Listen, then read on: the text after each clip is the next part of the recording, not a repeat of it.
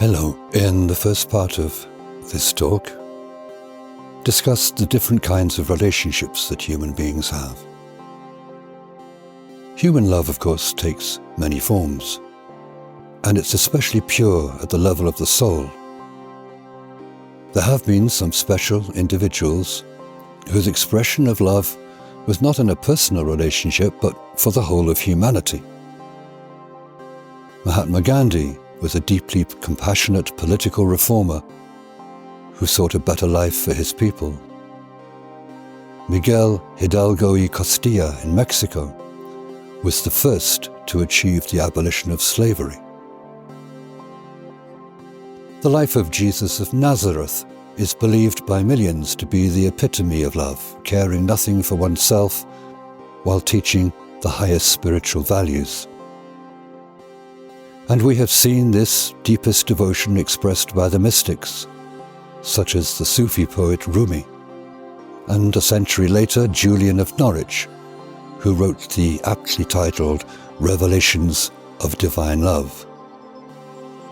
A more recent inspiring figure was the Buddhist Zen master Thich Nhat Hanh. Now we lesser mortals also experience love in many different ways. It could be a deep love of nature, the awe we feel in a wonderful landscape, or when walking through a quiet woodland, can be very much akin to love, powerful, long-lasting. Then there is the special bond that some have with their pets, receiving unconditional devotion and loyalty in return. And despite this superficial social media age of likes, most people will say that they do have true friendships with a few others that are not based on romance.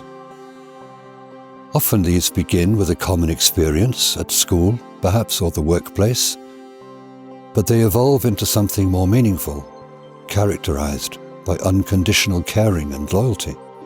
We are interested in our friends' lives, and we go out of our way to support them if they need help. However, even lifelong friendships can drift apart or fracture, with recriminations on both sides. Paradoxically, perhaps it is exactly in the breakdown of relationships that we find the secret to what love really is. In all the examples given here, people have touched something special to a deeper or lesser degree, and if sometime later we lose touch with that, that does not deny that we have known love. The glaringly simple conclusion, then, is that love is nothing to do with another person. It's something within ourselves. It's a state of mind that each and every one of us can experience, whether or not we are in any kind of relationship with others. Of the many psychic and spiritual experiences on my own journey, precognitive and lucid dreams have played an important part. When I have lost my way, which has been quite often, the night time has usually provided some vital information or valuable reassurance. One of the most significant lucid dreams came when I was beset by difficulties in an otherwise very loving relationship. I found myself alone in an empty landscape, wondering where to go, yet sensing a deep peace and that feeling of something about to happen. Someone, a spiritual being perhaps, appeared beside me, pointing towards the horizon, and a vision appeared, rather like stars in a night sky, all joined up by lines of light. And I understood that each of these represented a significant event or person. Some were more important, brighter than others, but they were all connected to one another and to me. Then the being spoke. In our lives we experience many situations and relationships. Some of these are vital for our growth, while others are just practice. As she spoke, parts of the web faded away to leave just a few of the brightest stars and links visible. She continued, But while we live, we cannot know which are which. So in every moment we must try to be the best that we can be. This was a powerful experience.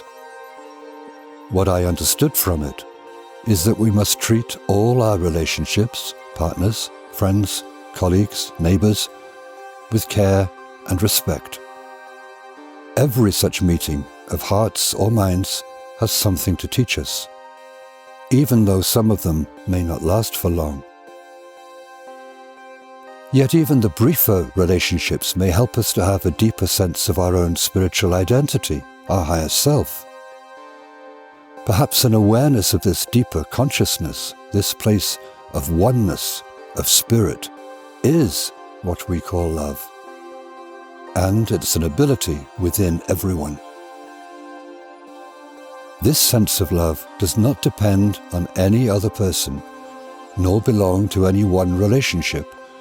It can arise with anyone or any experience. Naturally, we tend to focus on special people in our lives, lovers or close friends. But what is happening is that our connection to the other awakens more deeply our awareness of what is already within us. And despite people and circumstances changing, this sense of love for other people, animals, or nature is constant and timeless and undying. So if we can sense love at special moments, is there a way that we can keep it going, live in a permanent state of love, not as mystics, but in the everyday world? This would surely revolutionize our lives, shaping everything we say and do with kindness and generosity.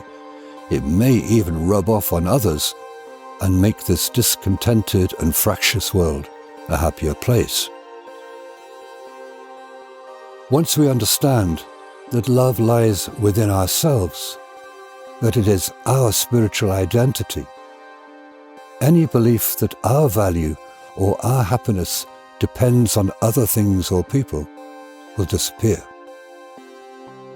When every situation and person is meaningful, we open our minds to different ways of thinking. We become more respectful, tolerant. We avoid conflict. We live with gratitude, with humility. Yes, it's a tall order, but with a spiritual practice, regularly, daily reminders to ourselves, it is perfectly possible to change the ways we think and feel. Each morning, each evening, we can express gratitude for all that life gives us. When times are hard, we seek the lessons to be learned. When we make mistakes, as we often will, we can try to put them right and resolve not to repeat them. This is the spiritual life. And when we do touch that love within, we should laugh with joy, knowing there is a higher world of consciousness, of spirit, that we belong to beyond this challenging lifetime.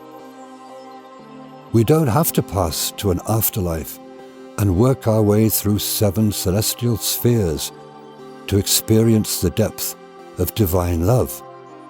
We can do it here and now. We have that superpower. As Lennon and McCartney sang, there's nothing you can do, but you can learn how to be you. It's easy.